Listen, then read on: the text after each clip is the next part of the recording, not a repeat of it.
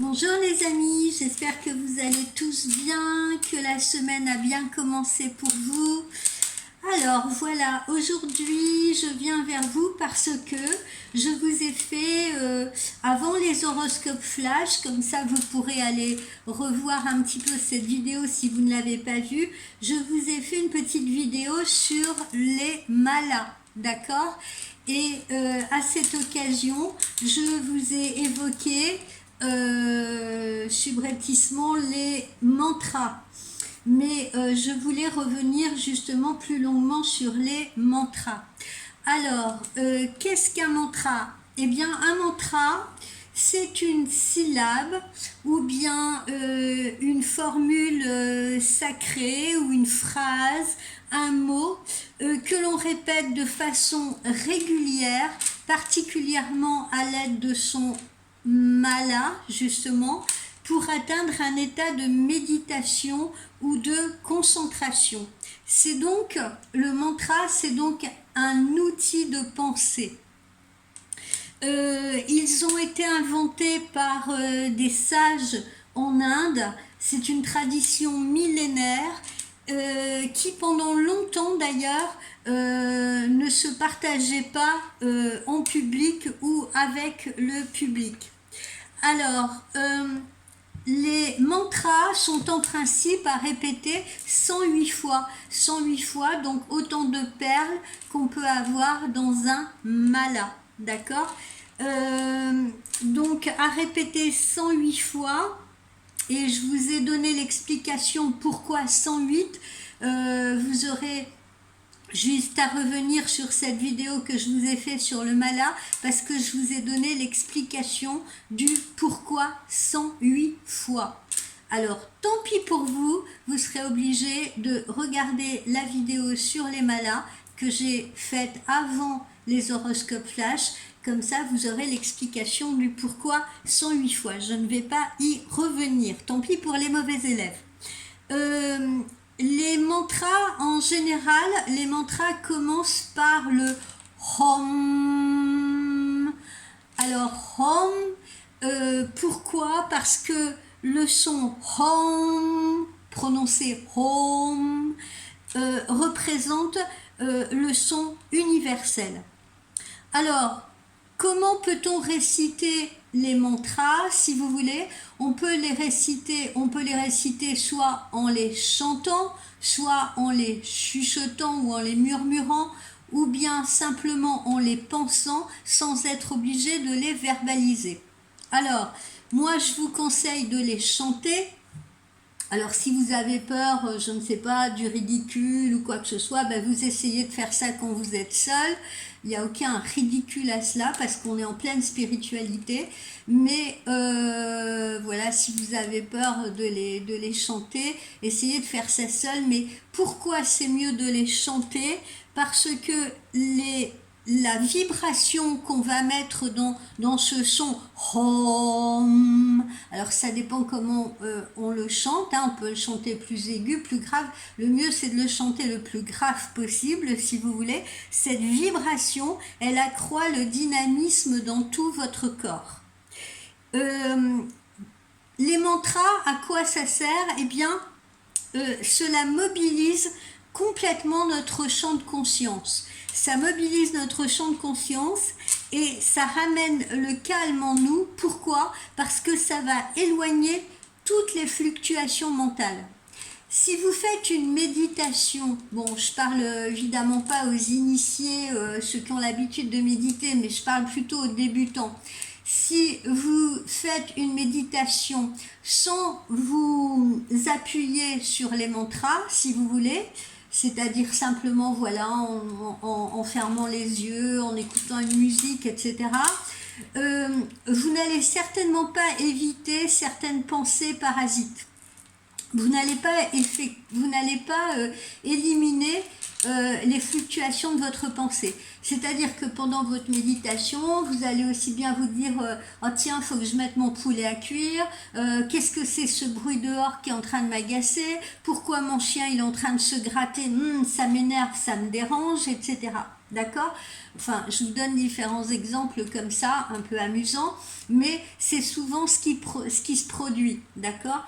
Et alors que si vous prononcez un mantra sur chacune de vos perles, si ne serait-ce que vous prononcez seulement un Hom, Hom, Hom, vous allez être concentré sur ce Hom, vous allez être concentré sur ce son, vous allez être concentré sur cette vibration, et là, du coup, ça ne laisse pas de place, aucune place aux fluctuations de vos pensées. Pendant que vous serez concentré sur vos home, vous serez en même temps concentré sur votre respiration, et pendant ce temps-là, vous ne penserez pas mince, j'ai oublié d'éteindre le gaz, mince, j'ai oublié de payer ma facture d'électricité, ah mais mon mari rentre à quelle heure déjà ce soir, enfin bref, toutes sortes de choses qui peuvent comme ça parasiter une méditation.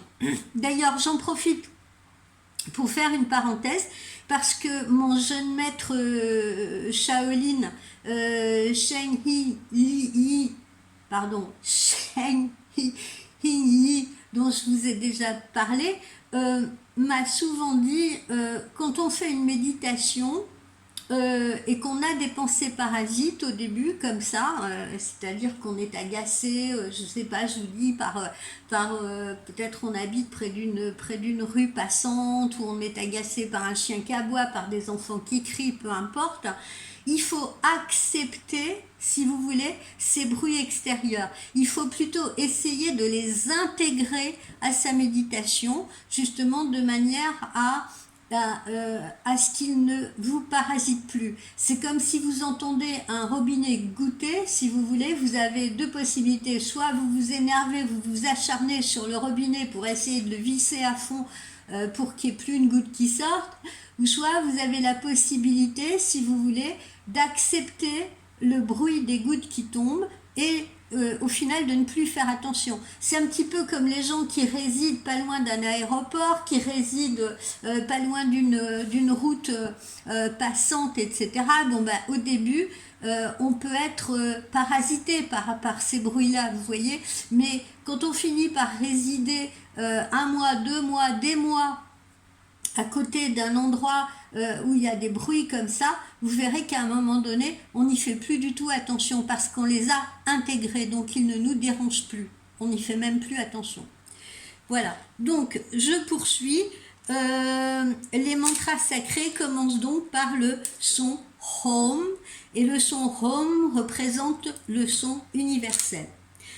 Alors, je vous expliquais donc que la vibration de ce son, pourquoi il vaut mieux le chanter, ce son-là, parce que, je vous le disais, ça accroît le dynamisme dans votre corps, ça élimine les fluctuations mentales lorsque vous décidez de vous concentrer sur quelque chose ou de méditer.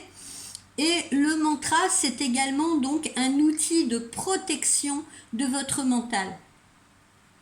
Et le mantra va vous permettre de maîtriser votre pensée jusqu'au détachement des fluctuations qu'elle va induire, jusqu'au détachement voilà, de toute pollution, d'autres bruits, d'autres branches de pensée comme ça qui vont venir pousser pendant votre méditation. Donc les mantras permettent une clarté mentale extraordinaire et en même temps une vue directe, si vous voulez, de la réalité. Voilà. Donc quand vous avez un problème, un souci, quelque chose à régler, je vous conseille d'avoir votre mala, de faire une méditation et justement de prononcer les 108 mantras. Vous verrez que à la fin de ces 108 mantras, vous serez apaisé, vous serez concentré sur votre souffle et que tout ce qui vous perturbez, si vous voulez, peut-être que ça ne partira pas, mais votre pensée après sera beaucoup plus claire parce que justement vous aurez acquis une espèce de paix intérieure pendant cette méditation avec un mantra. Ça vous permettra d'avoir des choix ou de faire des choix qui seront beaucoup plus éclairés. Alors, je vais vous donner, comme je vous l'ai dit, quelques petits exemples de mantras à dire, des mantras extrêmement puissants à dire pendant vos méditations. Alors, vous avez un premier mantra qui est le Om Mani Padme Hum. Alors, on essaye de le chanter Om Mani Padme Hum. Voilà. Ce mantra-là va vous permettre de purifier votre esprit, va vous faire acquérir la sagesse, la compassion et va éloigner de vous, si vous voulez, vos pensées négatives. D'accord ? Vous verrez que ça va vous rendre beaucoup plus concentré, beaucoup plus bienveillant, beaucoup plus généreux également. Ensuite, vous avez un autre mantra très utile qui est un mantra utile pour la guérison et pour l'élimination des souffrances, que ces souffrances soient physiques ou mentales. Par exemple, les gens qui souffrent parce que ils font des insomnies, ils dorment mal, etc., etc., je vous conseille particulièrement ce mantra. Les gens qui sont en souffrance parce qu'ils ont perdu quelqu'un, parce qu'ils sont dans une situation délicate, dans une situation de séparation, dans une situation même de souffrance physique, d'accord, de maladie, etc. Je vous conseille ce mantra-là. Alors ce mantra-là, il se prononce Tayata Hom Bekenze. Alors, on y va. Tayata Hom Bekenze.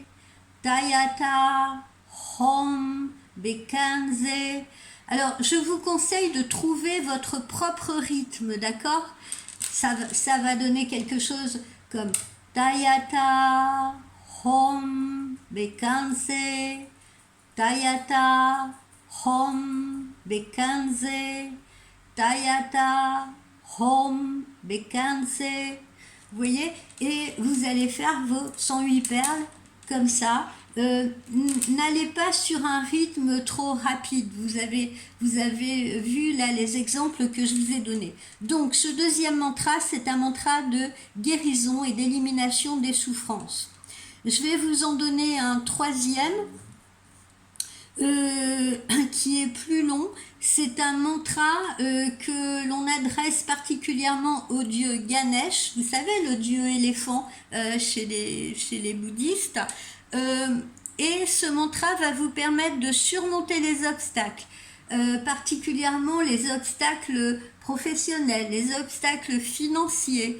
Il va vous permettre d'apporter chez vous la prospérité, la réussite. Et je vous le conseille particulièrement quand vous démarrez un nouveau projet, par exemple, un nouveau projet professionnel. Vous voyez, que ce soit vous qui soyez en création de quelque chose ou que vous ayez voilà, un tout autre projet, même un projet familial, d'accord ? Donc il amène la prospérité, la réussite et permet de surmonter les obstacles. Alors, il est un peu plus long, vous pouvez le noter, c'est Om Gam Ganapataye Namaha. Om Gam Ganapataye Namaha. Om Gam Ganatapaye Namaha. Voilà, donc ça c'est ce mantra qu'on adresse au dieu Ganesh pour surmonter les obstacles, s'attirer la prospérité, donc à faire quand on a des problèmes financiers, quand on a des soucis par rapport à un projet professionnel, etc. Et on s'adresse particulièrement, on visualise particulièrement le dieu Ganesh quand on lui adresse ce mantra. Voilà les amis, vous en savez un petit peu plus sur les mantras. Je suis à votre disposition si vous souhaitez avoir d'autres précisions. Et puis au programme, là dans les jours qui viennent, eh bien, on va parler de ce petit bracelet qu'on m'a offert, qu'une amie m'a offert, mais on va surtout parler de ce petit coquillage appelé Cori, si vous voulez, qu'on utilise également dans la voyance. Et puis, je vous ferai également un tirage à choix ou pas à choix, ça dépendra un petit peu de mon temps, mais on fera un tirage, si vous voulez, général. D'accord? Et on parlera également d'amour dans ce tirage. Ne vous inquiétez pas. Bon, bah écoutez, je vous souhaite une très belle soirée. Parce que moi je vais avoir des rendez-vous et j'en profite pour vous rappeler également que si vous souhaitez prendre rendez-vous pour une consultation privée, personnelle, voilà, alors ça je le dis pas souvent, mais je le dis pour les gens qui ne connaissent pas. En général, voilà comment je travaille. Vous me donnez votre prénom, vous me donnez votre âge pendant la consultation. Je veux pas de date de naissance parce que voilà, je suis pas numérologue et ça me pollue plutôt qu'autre chose. Et puis, je vous déroule tout ce que je reçois sur vous, tous les messages que je reçois sur vous. Voilà, je déroule complètement votre voyance sur l'avenir parce que je ne m'intéresse pas au passé. La voyance, c'est des prédictions d'avenir, si vous voulez. Et puis, une fois que j'ai fini de vous transmettre tout ce que je reçois, je vous laisse me poser toutes les questions que vous souhaitez sur vous ou sur vos proches. Vous pouvez m'interroger sur vos enfants à travers leurs prénoms, vous pouvez m'interroger sur votre compagnon, vous pouvez m'interroger sur quelqu'un dont vous êtes amoureux ou amoureuse, vous pouvez m'interroger sur le professionnel, sur la santé. Parce que je peux aussi, comment dire, travailler, vous aider par rapport à la santé. Quand je dis vous aider, c'est-à-dire vous faire des voyances par rapport à la santé. Ça, c'est quelque chose que je n'exclus pas de ma voyance parce que la santé fait partie de la vie. D'accord? Donc, des fois, il y a des gens qui me contactent, voilà, est-ce que je vais me faire opérer, est-ce que c'est sérieux, etc., etc. Vous pouvez m'interroger vraiment sur tous les domaines. Je ne suis pas fermée d'esprit du tout, quel que soit le domaine professionnel, amoureux, financier, santé, etc. J'explore tous les domaines avec vous. Voilà un petit peu comment fonctionnent mes voyances privées. Et puis vous allez donc sur le site www.voyancespiritualité.com. Vous avez l'adresse là sur la chaîne YouTube de toute façon et puis tout est automatisé, vous prenez vous-même votre rendez-vous dans les créneaux. Ah oui, les créneaux, j'ai oublié de vous dire, je les remets, je mets mon planning tous les vendredis pour la semaine qui suit, d'accord? Donc tous les vendredis vous avez le planning de la semaine suivante, d'accord? Ce qui vous permet de pouvoir prendre votre rendez-vous dans les créneaux que je vous propose. Voilà, et le paiement est entièrement sécurisé en ligne via PayPal, d'accord? Parce que vous pouvez régler par PayPal ou par carte bleue, mais de toute façon, c'est PayPal qui autorise ou non les règlements. Voilà mes amis, je vous donne donc toutes ces petites indications pour tous ceux qui ne me connaissent pas. Et puis ceux qui me connaissent, je vous fais plein de bisous. Ceux qui ne me connaissent pas non aussi d'ailleurs, je peux vous faire plein de bisous. Voilà, et puis je vous souhaite une très belle soirée et je vous dis à bientôt. Bye.